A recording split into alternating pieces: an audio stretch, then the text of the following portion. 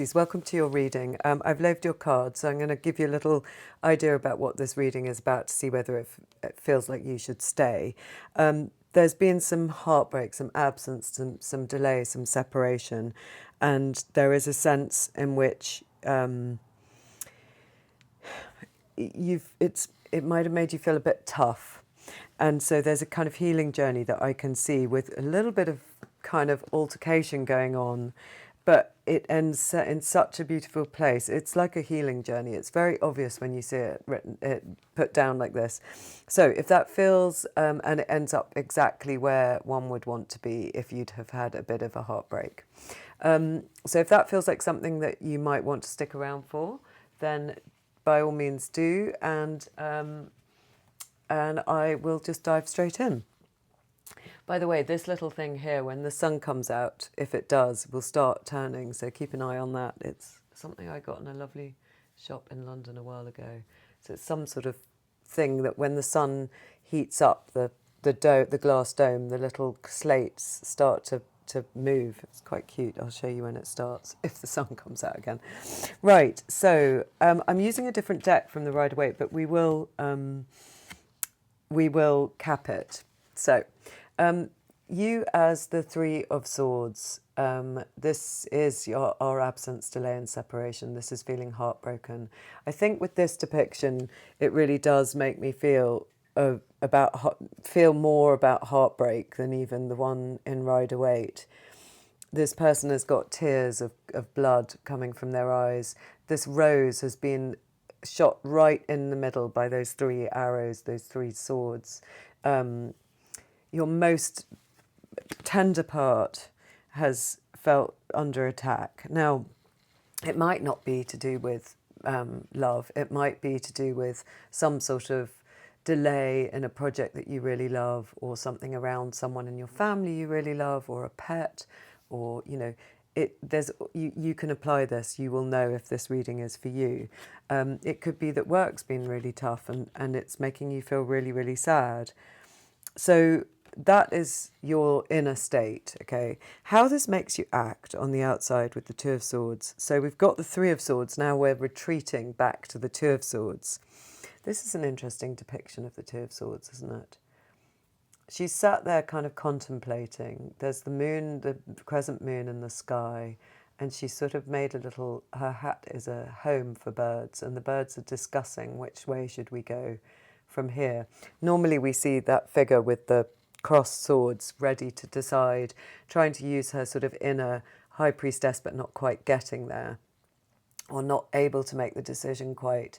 Here you're allowing your intuition to sort of almost have the conversation without you really participating. It's like you might be in such a deep, sad state that you just have to allow it's some part of you to split off and do the work for where do you take this heartbreak now? What do you do with this information? How do you act? Which one of these birds are you going to listen to? She looks quite peaceful. It's not that she looks so unhappy, but we can't see her eyes, which is the way that they are usually blindfolded in the other card. There are daisies on this lawn. So there's a sense of being sort of lost in nature at this moment. It's funny, right in the background, I can kind of see almost like a tent that reminds me of one of the traditional, the Seven of Swords. I mean, I don't think you'll be able to see it, but do you see right in the corner, there's like a hillock with some sort of flag coming off it. It might be that there's been a big fight, because it's making me think of that card, and it actually does come up for you in the, yeah, it's above this. It's this one of, is your, well, let's get to it. But it makes me feel as if there's been a bit of a bust up. You're feeling very sad about it, and now you can barely cope with thinking about it, so you're allowing your intuition to mull over what you should do next. But you're not quite at the decision point. In the basis of the reading, and I really think this is an important card for us to consider, is the Queen of Swords. Now, the Queen of Swords is the sort of one who has been, she's like the Queen of Cups who suddenly had enough. And so she has been endlessly giving. This is one of the routes that we can read her. And at some point she just says, enough. I've given and I've given and I've given and nothing's coming back to me. So I'm going to start really using my sword of truth to say things how they are and not to be made a fool of. She raises her sword of truth. She's the kind of friend that one might talk to and get pretty basic, not basic, pretty sophisticated, but very finessed advice. So she tells the truth, she doesn't sugarcoat it. You have to be feeling tough to listen to this kind of character, but she will give you good advice. She's the divorcee. And here, I love this image. She's high up in her balloon with all of those windows that again, where the birds are sort of popping out. So it's a bit like this. And she's got a bird on her hand, so she's using her intuition, and she's surrounded by birds in flight, sort of scouting out what's below, which is the forest canopy. And the balloon is tethered to this tree, so she's not going too far. And the circle reminds us of the world, but it's got all these different options, different places that she could reside, and she's got her telescope. So with her incredible incisive intelligence, she is thinking about how to deal with this. The fact that she's at the basis of the reading tells me that maybe you've moved into quite a kind of tough, defended position. It is a little bit disconnected from the rest of the world, this image. She's up above the canopy. She doesn't look down. She's looking far, far away. And that's the kind of position that we often take after we've been a bit heartbroken. I'm not going to get back into that situation again. I'm not going to be hurt like that. I need to find something else to focus on so that I don't ever I'm never taken advantage of like that. That's the kind of feeling it's giving me. And in the recent past, the Hermit. I love this Hermit as well. Again, up high. Everybody's up high. Or certainly the Queen of Swords is, and your intuition above your head. So here on top of a beautiful lighthouse, she's on top of the globe again and trying to find her right path by the moonlight, which we can't actually see the moon here, but so it's probably mainly the starlight because that's what she should be fishing by. Yes, that is. Sorry, I couldn't see quite. Do you see at the end of her fishing rod is a star? It's starlight that she's using to light the way and find out where these ships should navigate to next. So the Hermit, so recently you've been in a period where you are really walking into the unknown by the light of the stars, trying to find your true path, and it might make you feel a little bit lonely. All these energies are a little bit alone at the moment in this first kind of cross of our reading. We're needing you to get into some sort of community, but you're doing important work. And it's wonderful that the Hermit's come up because I put next to me, this weekend I went to an exhibit at the Barbican in London, and I put next to me this postcard because it felt so like the Hermit. I wanted to talk to you about it. I've got some other postcards, but I just wanted to point it out, and anyone who's in London might want to go and see Noah Davis because look at how much like the Hermit this is. He's even got the lantern. He's about to walk into that starry black night. It's sort of like the Hermit meets the Fool, really. I wonder whether he, sadly Noah Davis is no longer with us, but I wonder whether he knew anything about tarot. It's so strange that it came up. I have got other cards to show you, but maybe I'll only show you them if they seem to relate to what comes up in our reading. But honestly, if you're in London, I would go and see this exhibit. It's absolutely beautiful. It's kind of everyday scenes made into the mystical. Really, really enjoyed it. So that's a double confirmation that I'd remembered to put that next to me before I started laying the cards. So you have been on this epic quest to find out where you should go from here after having had your heart broken. A potential outcome is the Seven of Swords. Now, this is the one where I felt like I could see this coming in the background of this one. This tiny little suggestion of a tent with a flag. It was funny I saw it really because it was a bit of a reach, but that's what I saw and I trust that. So in the Rider-Waite, you see a thief sneaking off with 5 of the swords, leaving 2 in the ground. And there are some tents, not dissimilar to this kind of setup that I've got here. It's supposed to be like an encampment, I think, a battle encampment. And there are people who've just noticed him stealing and who are going after him. This is a completely different... So the traditional meaning of it is stealing, losing power, having your power stolen from you, not checking all of the details properly, and therefore having a sort of fast one pulled on you. And it's often, I've heard my teacher in tarot say, it's often women or people who are very, very capable in work situations, for instance, who somehow allow their power to be taken away. So that might relate to you. Like they do too much, they don't then get the acknowledgement, and they've sort of set themselves up for the fail. So this is an interesting depiction of it, because it's coming up to Easter when I'm doing this, although it's a timeless. Here we see this sort of fairy serpent made out of flowers stealing one of the eggs. She's leaving 4 behind, and she's got 1 that we can see. And she's sort of got an Easter bonnet. So 4 in the nest.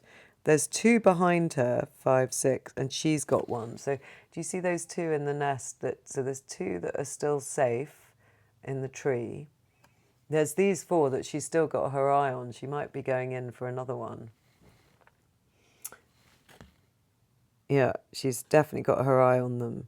But she's got definitely firmly stolen this one. So,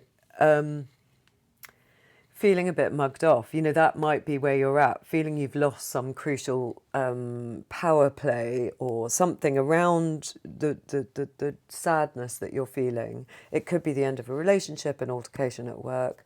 It might be that because you are feeling a bit low par, you aren't able to hold on to your power properly. I know that feeling. I was grieving last year, and it makes you fractious. It makes you, I'm still grieving, but it makes you jump at the wrong things. So you start fights that you might not normally fight. You feel more vulnerable than you would. You read into things, but also your power is low. So if you were around someone who wanted to take your power, you don't have your full defences up. You're dealing with such a huge psychic loss, and such a lot of your energy is going towards that you've slightly got your eye off the ball. Because here, I suppose these 2 up in the air could well be the birds that have laid these eggs, and they're off looking like this one, with all those far-reaching birds and her looking through her telescope for new ways of relating. Or these 2 who are on top of their home, not really looking after their eggs, are they, even though they're closer to home. It feels like, because, yeah, I think that's it, because some of you is grieving, you've slightly left the goodies unattended to somehow. Excuse me. Come on, son, I want to show everybody how that goes round. I'm just going to put it... It's not going to... Anyway, the sun's not here. You can see when I move that it starts doing that, but that's not how it's supposed to do it. It's supposed to do it in the sun. Coming up in the near future, another sword. There's so much mental activity. We've now got the 2, 3 and 4 of swords. We're missing the 6, which is where you learn all the lessons of all these problems and you put them in your boat and you ride off. I don't think we've got the 6. We've got the 5, so we've got the 2, 3, 4, 5. We haven't got the 6. And the 6 is the one that we really need you to metabolise, because that's where you learn the lessons. But it's fine because you're ending up in such a lovely place. So here in the near future, we see the 4 of swords. This is you resting and healing. I love that she's on the crescent moon and that she's got these blessings, like angel blessings, or sort of some angelic help or help from your departed loved ones. Again, the stars, her long hair indicating kind of connection to her intuition, a deep attitude of repose, like the traditional knighted armour who lies in the church about to get his blessing. Here your blessings are coming from another realm completely, not from Mary or Jesus, like in that stained glass window. Here it feels quite divine, and you need this rest. I mean, undoubtedly there's been a lot going on. I'm sorry about that, but we are going somewhere lovely. Come on, son. It's been so beautiful here for a few days that I've got a bit greedy for it. Right, in your attitude, 5 of Swords and 5 of Wands. 5 is the suit of Mars, where we start fighting our battles, because Mars loves a big fight. So this one, 5 of Swords, would be the card in the Rider-Waite where you can see a sort of very windy sky and somebody who's looking a bit like a pixie with big ears like this and sort of wild hair flying in the wind, who's won the battle, and there are other people behind him.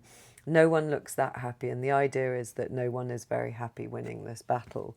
And so when I look at this version of that, yeah, this female part of you that's probably a bit related to the Queen of Swords is on guard. She's torn a shred out of this guy, like literally torn a shred. You know that feeling of I'm going to tear a shred out of them. It's like, I'll give you a piece of my mind.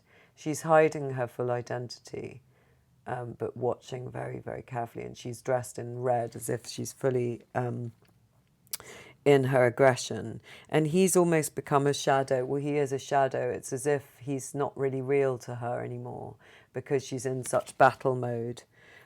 He's patched up the piece where she's torn it from his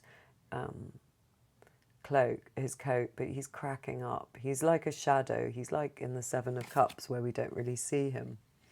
It's as if you're in such battle mode because you're so hurt that you can't really see what's in front of you. And this is your attitude, and it's going to be difficult for whoever wins this fight with this attitude. This 5 is the 1-5 I really like. It's the 5 of Wands where normally we see all the kids with the sticks up in the air. So here we've got the 5 of Wands being depicted as a chess game. And the woman's skirts are the chessboard. I really love this deck. I must use it more often. It's stimulating for me knowing the other cards as well as I do. So she's holding one piece close to her chest. And that could well be a version of the Queen of Swords. Look at her, but her back is to us. A bit like this character's eye is half hidden by the flower. Here, we're not wanting to show our full hand. We're not wanting to show everyone quite how cross we are. There's the man is being moved now, and he is like this man because he's got that sort of formal dress coat. So she's moving him to some sort of position, and she's probably about to... She's either protecting her Queen of Swords, her queen in the game of chess, or she's about to use her queen as an aggressor. So there's a lot... Your attitude... I mean, the 5 of Wands is fun, usually. It's like, I'm not going to take this lying down, would be the energy I'm feeling here. Normally it's a bit more playful. I'm in it to win it. I'm just going to have fun. Here we're talking about something. Oh, I need to get this call, so I'm going to have to cut this back down. And yes, I was just saying, in it to win it. It was funny, I answered the call with full sort of Queen of Swords aggression. Yes, what? I'm in the middle of something. Your energy's kind of translating. So you're in it to win it here. I think, looking at this again, she is taking that piece. She's got him checkmate with her queen.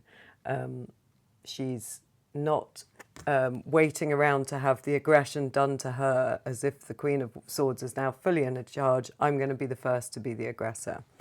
That is your attitude. Double 5, double Mars. Pretty punchy, Pisces. Oh, Pisces and... What can I see around us? Pisces and... do you see this little character? Well, it's either going to be Lantern or this character. Look at him. You're meant to put one dot on his eye. What's the box? Where's the box for it? It's called a Daruma. You put one dot for the eye when you make your intention, and then the second eye gets filled in when you you get to your goal. So let's put him up there so you can see him more. So maybe we'll make it a Daruma or a Lantern.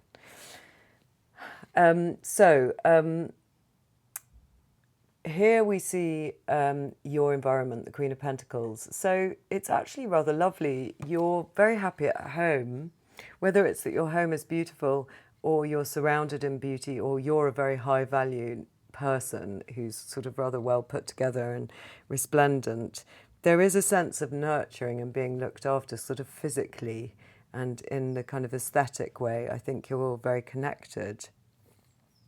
And that's the first sort of really homey and kind of comforting image that we've got here, because everything else is about you on your own. And although she is on her own, there's always the implication that she's made this place very beautiful for other people, and other people will be relating to her, admiring her, enjoying her interiors, enjoying all the home cooking and the sort of beauty that she creates around her. So you have a lot to give, and it's a different queen. It's a much more rooted, earthy queen. I like this energy being interjected. What can I see in her? She's got a little thing that's not dissimilar to that, little sort of, I think you call them truggets or something, where she's collecting her flowers, and ferns around her. Gosh, beautiful. Love all that green. What else can I see? The tulips and the little rabbits at the corner. So she's got quite a sad face, hasn't she? But I think she knows her value. And so there's something about you and your environment, or it could be that you're relating to a character who's very like this in your world, who's giving you some support and boosting your esteem somehow. There is a sadness in her face, though. In your hopes and fears, we have the Seven of Pentacles, another seven. So we've got 2 sevens, 2 fives, 2 queens. That's really interesting energy, isn't it? And so in this 7 of Pentacles, you just hope that you can keep going. You can keep going until you get some sort of harvest, some sort of understanding from the situation. Here, the woman looks quite sad. She's got her apple cut with 7 pips in it. She's exhausted. She's sat in her tree and she's thinking, I'm just going on and on. I mean, in fact, her apples are on the floor. So I don't know what she's worried about, because usually the depiction is somebody toiling away, waiting for their pentacles to gain, to become ripe so that they can get the harvest. And it feels as if they're going on and on. Here, there's a feeling that half the harvest is in, the apples are ready. She's even got one cut. But it feels as if she's eternally in this process. So maybe emotionally this process feels really onerous to you and you just want to get through it. You want some resolution. You want, and this is where you want your heart to be reborn, because it's all so swordy and you've sort of cut off from your heart because of this heartbreak. Now, this could be a really historical heartbreak. Maybe I'm reading it wrong and actually, you know, you've had something in the past that you've been working on and on that you now need to resolve. It's coming up once and for all to be resolved so that you can self-soothe and get back into your heart. I was just looking at the Noah Davis again to see if I could find any other images that are right, but there aren't any to show you yet in my postcards. But what a wonderful end. Here is the new heart. Look at that, the Ace of Cups. So keep working on it, because once we bring in some really good competitive attitude, and you actually raising your sword with the 5 of Swords, raising your passions with the 5 of Wands, and really fighting for this resolution, your own rights, but also a resolution, a passionate resolution, then the intrinsic value of you and beauty and comfort that you have around you starts to bear fruit. You start to be able to connect to something more real again, earthy, and then we get to our first and only heart, which is what I think the whole point of this reading is. Our Ace of Cups, our new emotional beginning. It's so beautiful, this version of it. You're fully transformed. There's so many blessings coming from this cup. it's interesting, her head is turned aside as she allows them all to become free. She's allowing all those emotions out, those emotions you're fighting over, you're repressing. You've been turning your head completely from us. You're still not looking quite at us, but it's okay because you're looking down at your emotional being. You don't want to give everything away. We can't see your face reflected here, but I think you're understanding your emotions here, and they're private still, and I respect that. But what it allows is this beautiful flurry of amazing transformational love to come from your cup. So it's a beginning, a new beginning in love. Right, I love it. Let's cap these. Let's start with a Enchanted Forest Oracle. It's so amazing, isn't it, how different, same spread over and over I'm doing. I will add some others in, I do occasionally change it up, but how different the story is that comes out. And it's also nice to use different cards because they give you a different nuance. 8 of Visions. So this is an interesting card. This is when we're victimised by our thoughts, I think. 8 of Visions. It's another sword card. So it's probably saying, let's get control of those thoughts a bit. 8 of Visions, the 8s, here we go. Withdrawing from life, well, we can see that's what you've been doing, definitely. Extended solitude, yes, with the Hermit here, and all of this kind of absence, delay and separation. The dangers of depression, feeling swamped by grief. Okay, the cards are kind of wanting me to not minimise the amount of grief you've been in. Maybe you've been through quite an extended period of depression. It was funny, I saw a little post from Chris Martin today on Instagram that popped up. I don't think I follow him, maybe. But I wouldn't normally see his post, but he was saying he'd been feeling a bit depressed and he left a link for some things that could help with depression. I thought, how sweet of him, that's so lovely. Like, he'd obviously been doing his own work.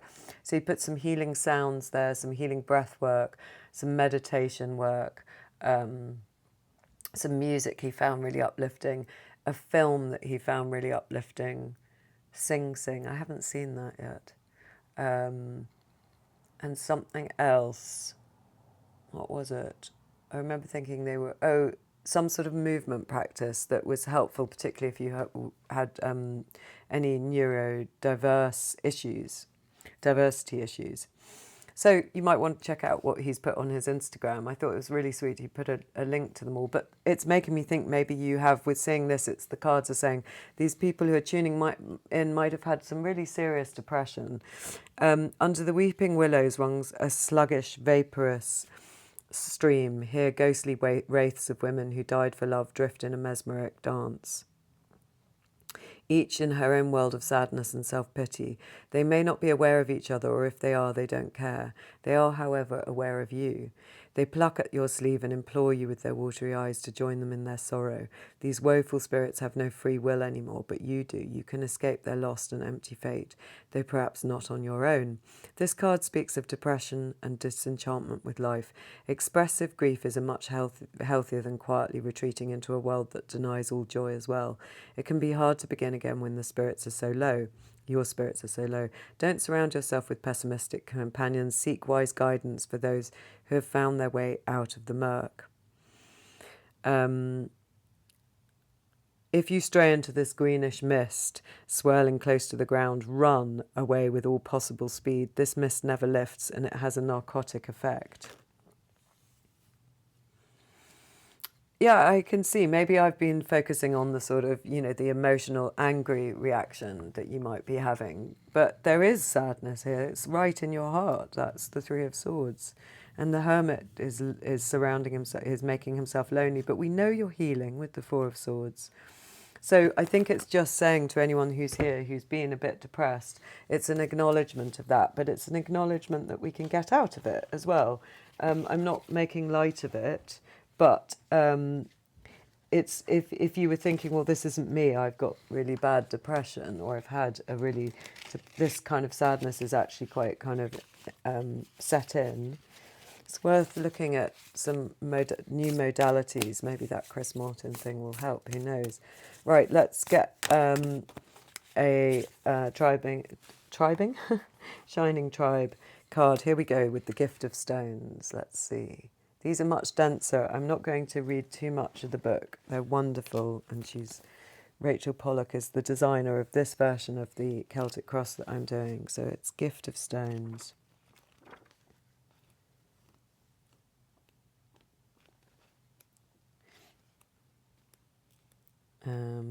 Gift, place, birds, place of stones, knower of stones, speaker, gift of stones. So in Précis, intimate sharing, links between parents and children or between friends, finding deep meaning in our own experiences, pilgrimages or sacred journeys, harvest, abundance and gifts of the earth. So what it's saying is, yes, you've been on this big journey of depression or heartbreak, but this is saying here, harvest. Well, this is keep going because the harvest is coming. This is pilgrimage, and the hermit is literally on a pilgrimage, like the Noah Davis, about to jump into the void. I think that was actually about his father who died. But it's giving you a hint that maybe linking now with other people might help as well, to heal you. There's so much here about the temple. It's two goddess temples that are beside each other. That shape in the middle of the orange is the goddess. Across on the right, two shining vision glyphs,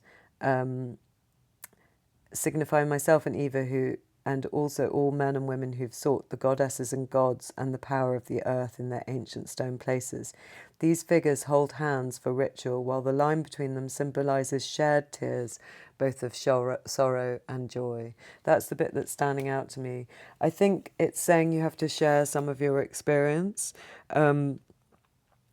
That's how you don't, like the other card of the Eight of Visions saying, express and share your grief. Don't get caught alone, because that doesn't help. The single stone, wait a minute.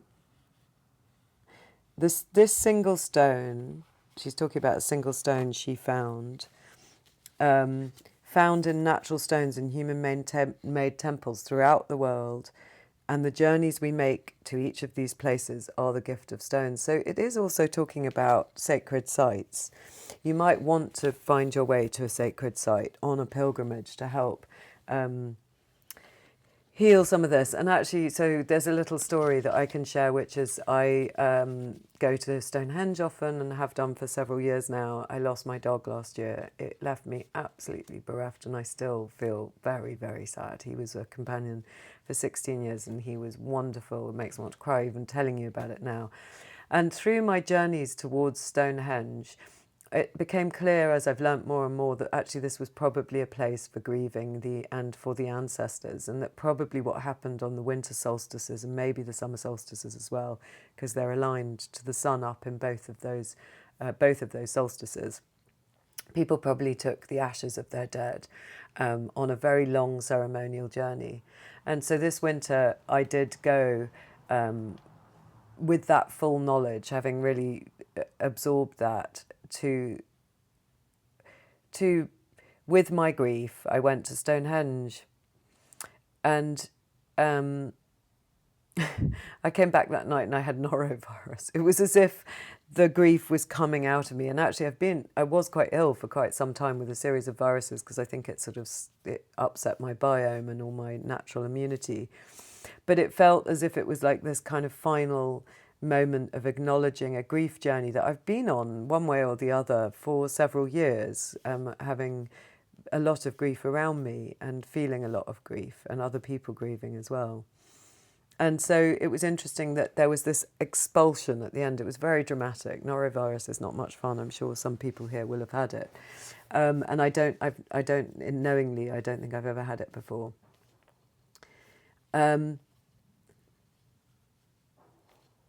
And so something about sharing that pilgrimage with other people. Maybe you want to go to a sacred site. Maybe it will help. And I hope you don't get a sort of fit of throwing up at the end of it. That's not what I'm suggesting, because it was horrible. But it was as if there had been some emotion that was stuck in my body so much that I needed to allow a violent expulsion of a lot of the grief that had sort of got lodged in my cells, and then there's a recovery after that. It's this kind of process that you're on, I think. Let's get some oracle cards for you. Stag spirit, leadership. I mean, these sort of journeys do make us ready for a position of leadership when you go through such terrible losses. Maybe you are a leader. Maybe you could help other people if you could help metabolize once you've learned how to metabolize your own grief.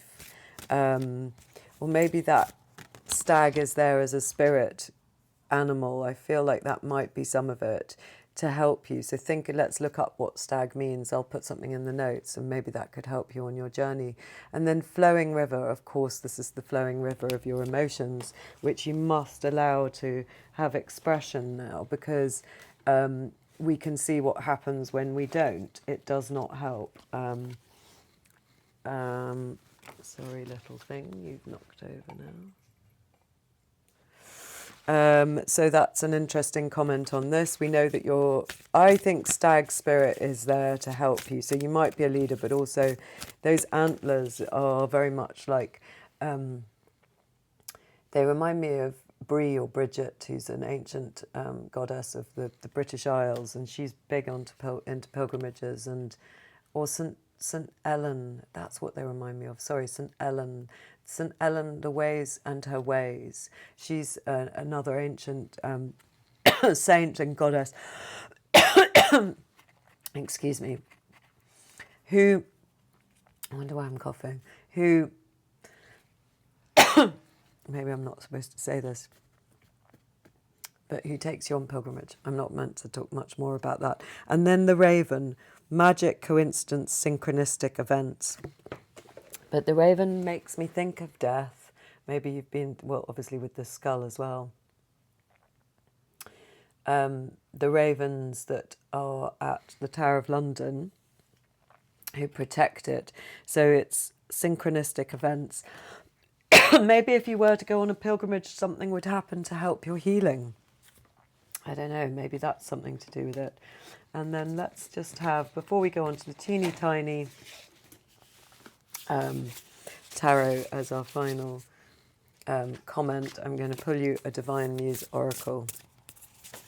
What have we got here? Resonance. Wow, this is great. So the friend I saw last night, she has a lot to do with TED Talks. And she'd very kindly brought back from a TED Talk conference or sort of meeting in Canada a book from a woman, I'll link it, called Karen somebody or other, and she gave me a copy of it. And this woman, who sadly died prematurely of an illness, but she had been researching AI and scientifically researching the noises and communication with animals and plants, and was using AI in order to enhance that. The idea being that, you know, what if one day a whale or a dolphin could tell us what they really thought about what we're doing? Being that they have human status, we know that they are at least as intelligent as us, just think and communicate in a different way. And my friend has given me the book, and I'm going to be reading it in the next few days, but I've just looked at some of it, and it seems to be also about the noises that we're surrounded by, and how, you know, animals are communicating at a much more resonant level than we can possibly know, not just whales, but lots of other animals. And then I was looking back at one of these videos for Pisces that I was posting, that I'd recorded some time before, but I believe when I put them out is when they're meant to go. And it was for Rooster, Pisces, Aquarius and Rooster, you're Pisces.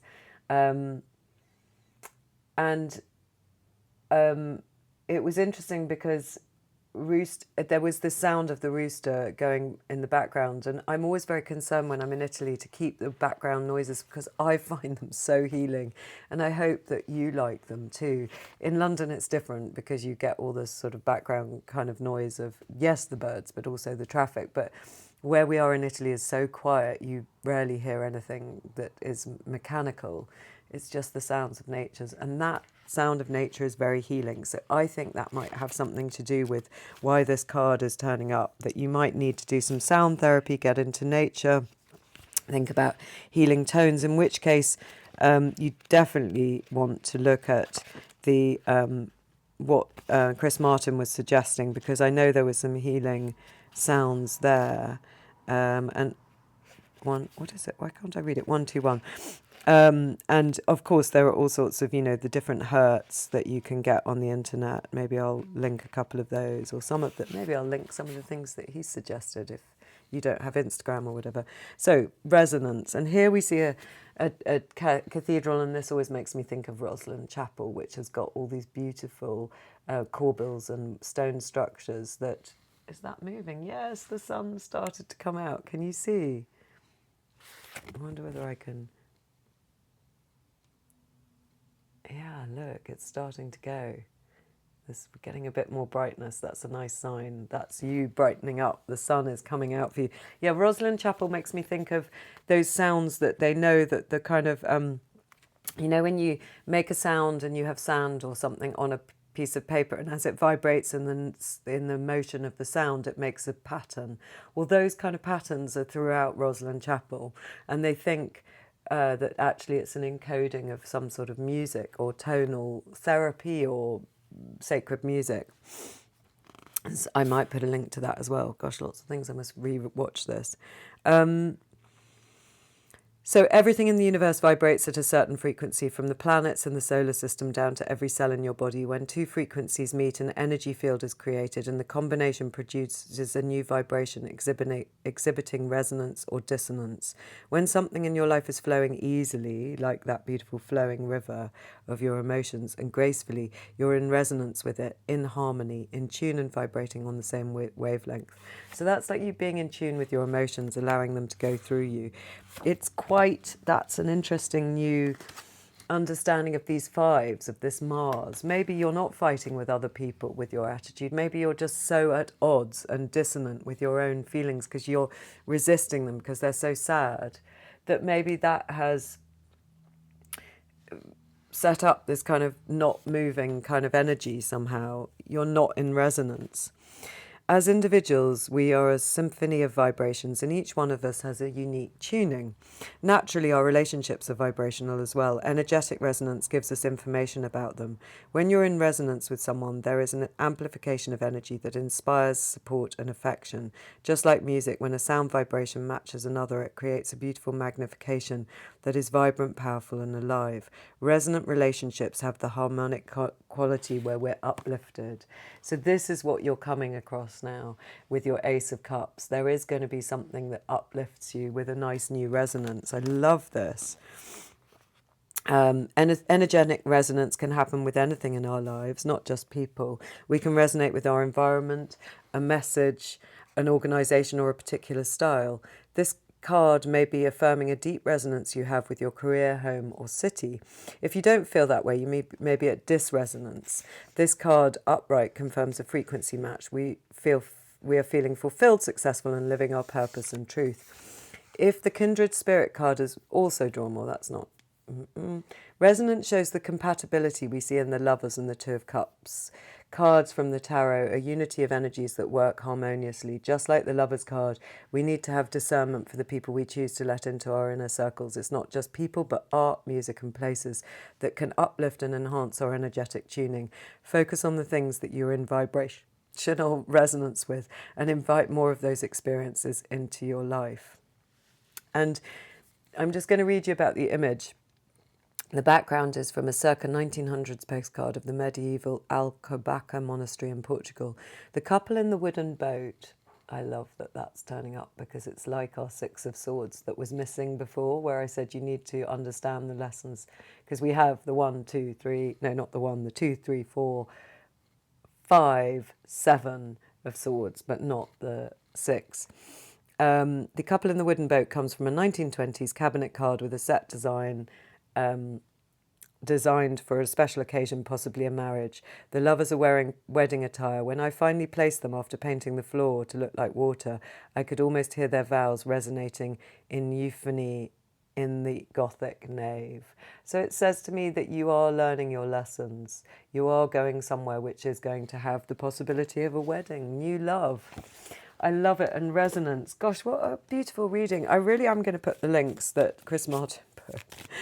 I think it was such a generous act, quite a vulnerable act. And I thought I applaud that, because he could be helping so many people with it.